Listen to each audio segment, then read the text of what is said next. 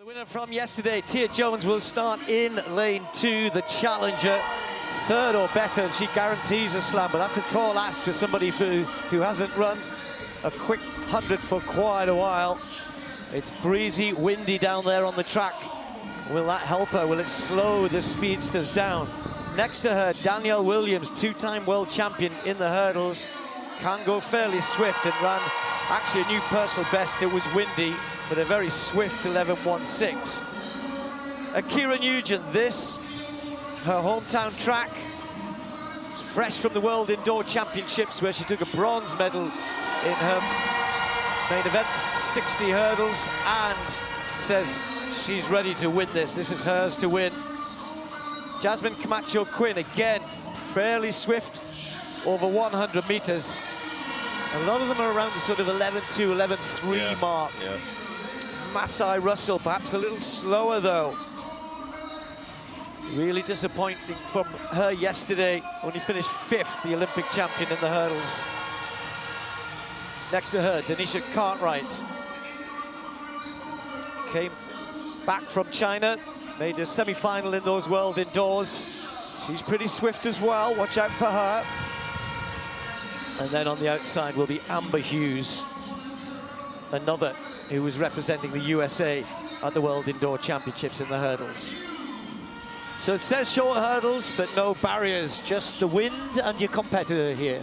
Yeah, man. And Tia Jones yesterday was a surprise, but not a surprise. It's so competitive in 100-meter hurdles that there's usually 5 or 6 competitors that really have a chance to win.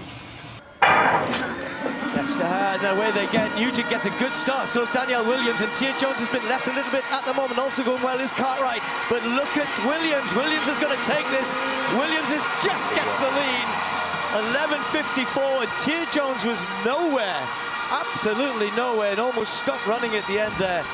Nugent with 8 points in second place, but that's not going to be enough.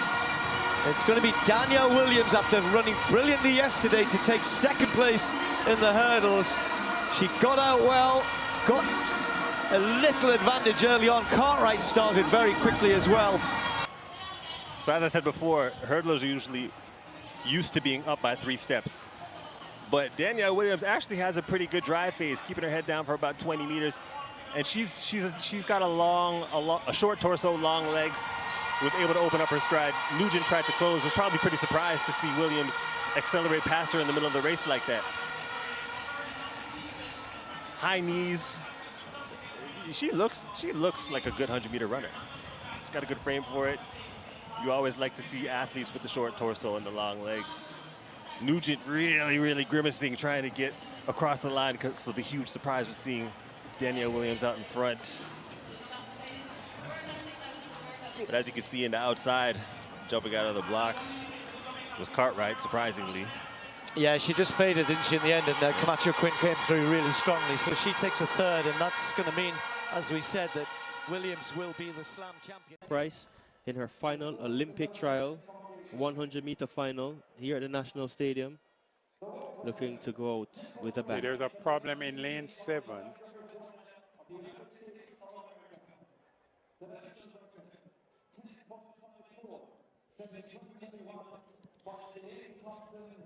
All right, so I think they've sorted that out. So we're getting ready to introduce. No, there is something happening there. All right, so they've been asked to stride out for a bit while the officials sort out whatever problem there is in lane number 7. That's Natasha Morrison's lane. But this field full of quality, a lot of... Okay, something is happening. We don't know, but I saw action and activity around lane 7. A number of officials were talking to Natasha, and they're coming back to her. If you can zoom in on lane 7, they're taking Natasha off. But I'm glad that she's fine. I wondered when I saw the officials around her if she was feeling ill, which is quite different than having a cut on your hand. You don't want any distractions, but that's certainly a lot better. And again, one of the main courses We've seen some big PBs so far. So here we go in lane number 1, Brianna Williams. Yeah, youngest ever Olympic medalist for Jamaica. Made the 4x1, got gold in Tokyo, the double world junior champion back in 2018. Lane 2, Sasha Lee Forbes representing Sprint Tech. Yes, Sasha Lee Forbes, a big star for Sprint Tech, trains with Maurice Wilson, has done 10.96 rather, 11.03 in the heats. She's ready for a big final. Lane 3, a massive personal best in the semi-final, Tia Clayton from MVP Track Club. Yeah, she is stupendous, 10.86. No 19-year-old in Jamaica's history has gone faster, but she shows up in big form. With her sister, her twin sister, cheering her on from the sidelines. In lane 4, one of the big guns in world athletics, Sharika Jackson. 10.65. She's the third fastest Jamaican woman in history. She's a defending champion and has gotten the silver medal last year in Budapest. Sharika Jackson, the superstar, ready to defend her national championships.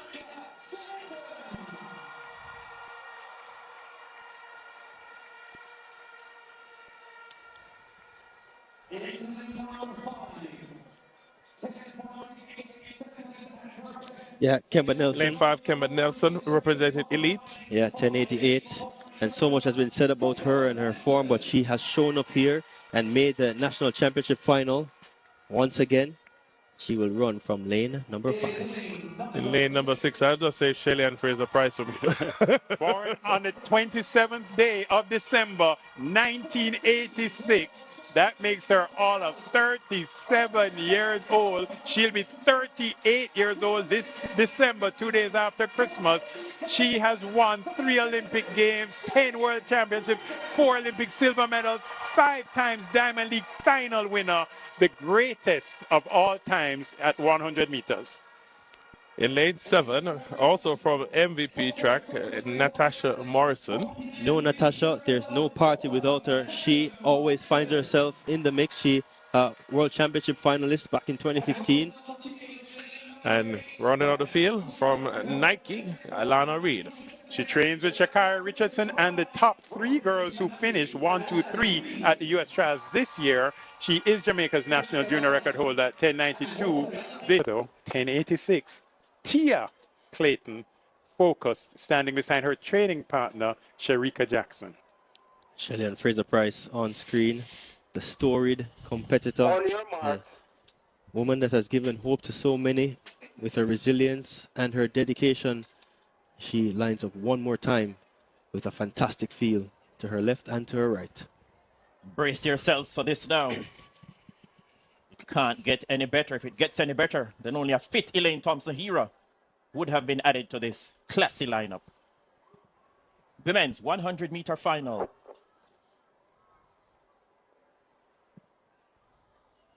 Great anticipation around the National Stadium. Set. And across the globe. Set. Bang, away they go. Kemba Nelson, Fraser Price got an excellent start. Tia Clayton is running the race of her life. Sharika Jackson turns on the afterburners now. Spectacular performance. 10.79, the flash time. Sharika Jackson, big performance.